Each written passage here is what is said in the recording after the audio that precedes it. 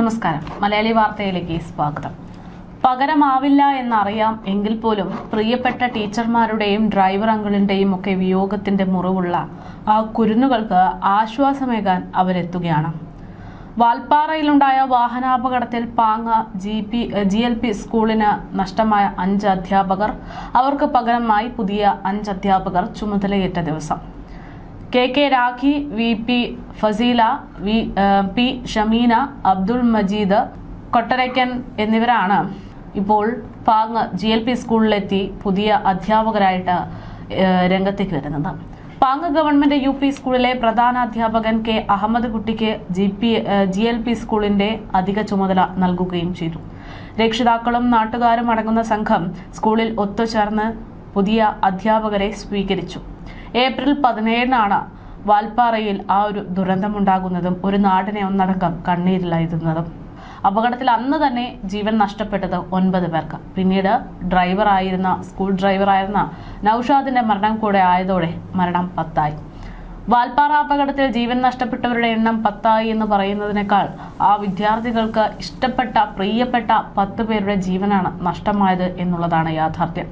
കോയമ്പത്തൂരിൽ തീവ്രപരിചരണ വിഭാഗത്തിൽ കഴിയുന്നതിനിടയിലാണ് നൌഷാദ് അലി ചികിത്സയിൽ മരണപ്പെടുന്നത്.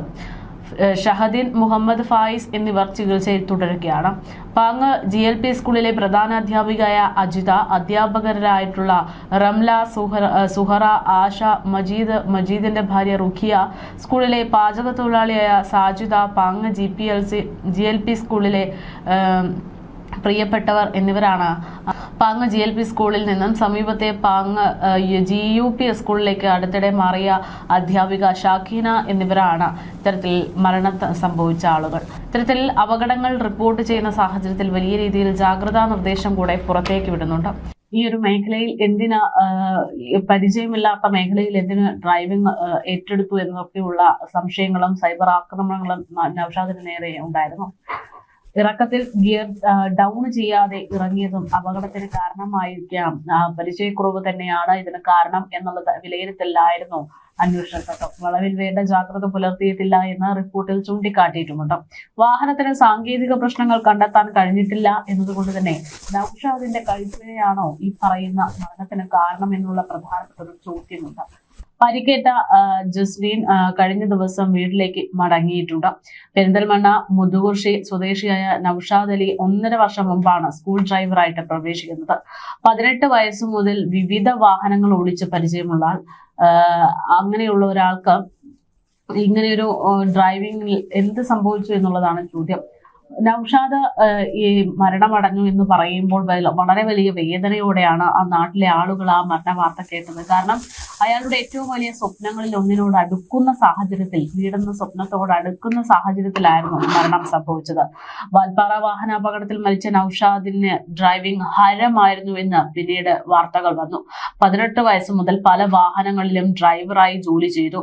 വീട്ടുകാരുടെ നിർബന്ധത്തിന് വഴങ്ങി വിദേശത്തേക്ക് പോയി നൌഷാദ് പെട്ടെന്ന് തന്നെ അവിടെ നിന്ന് തിരികെ വരികയായിരുന്നു. പിന്നാലെ പല വാഹനങ്ങൾ ഡ്രൈവ് ചെയ്യാൻ ഉപയോഗിച്ചിട്ടുണ്ട്. പാങ് സ്കൂളിൽ നിന്ന് അധികം അകലെയല്ലാതെ വാഴയങ്ങളിൽ ഒരു ക്വാർട്ടേഴ്സിലായിരുന്നു നൌഷാദും കുടുംബവും താമസിച്ചത്.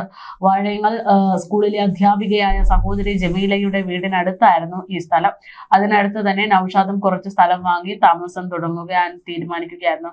അവിടെ വീട് വെക്കുക എന്നുള്ളതായിരുന്നു നൌഷാദിന്റെ ഏറ്റവും വലിയ സ്വപ്നം. സുഹൃത്തുക്കളോടും PTA പ്രസിഡന്റ് KB അലിയോടും എല്ലാം ഈ കാര്യം നൌഷാദ് പല ആവർത്തി പറഞ്ഞിട്ടുണ്ട്. 12-ാം വളവിൽ വെച്ചാണ് അപകടം സംഭവിച്ചത്. അപ്പോൾ അതുവരെ കൃത്യമായിട്ട് നൌഷാദാണ് വാഹനം ഓടിച്ചിട്ടുണ്ട്. അതുകൊണ്ട് നൌഷാദിന് ആ 12-ാം വളവിലെത്തിയപ്പോൾ എന്ത് സംഭവിച്ചു, മൈലിലെത്തിയപ്പോൾ എന്ത് സംഭവിച്ചു എന്നതാണ് അറിയാനുള്ളത്. ഇനി ആകെയുള്ളത് ഈ ടെമ്പോ ട്രാവലറിന്റെ യഥാർത്ഥ ഡ്രൈവറായിട്ടുള്ള ആളുടെ മൊഴിയാണ്.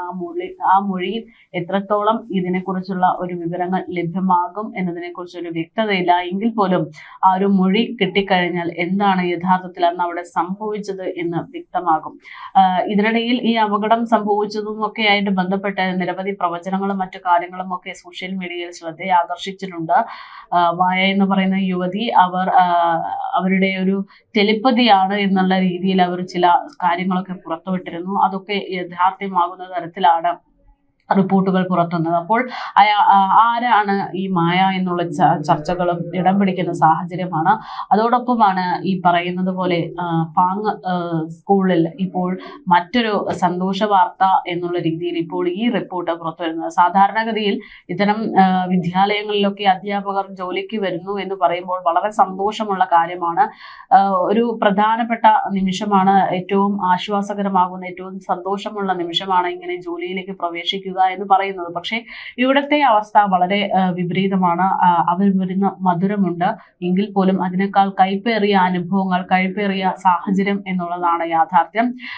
എത്രത്തോളം കുട്ടികളുമായിട്ട് ഇപ്പോൾ ഈ ഒരു സാഹചര്യത്തിൽ മുന്നോട്ട് പോകാൻ പറ്റുമെന്നറിയില്ല. എത്രത്തോളം അവർക്ക് ഒരു ആശ്വാസമാകാൻ സാധിക്കും എന്നത് അവർക്ക് കൃത്യമായിട്ട് അറിയില്ല. എങ്കിൽ പോലും തങ്ങളാൽ സാധിക്കുന്ന രീതിയിൽ ആ കുഞ്ഞുങ്ങളുടെ മനസ്സിലേറ്റ മുറിവ് അത് മായ്ക്കാൻ പറ്റുന്ന തരത്തിൽ തങ്ങൾ പ്രവർത്തിക്കും.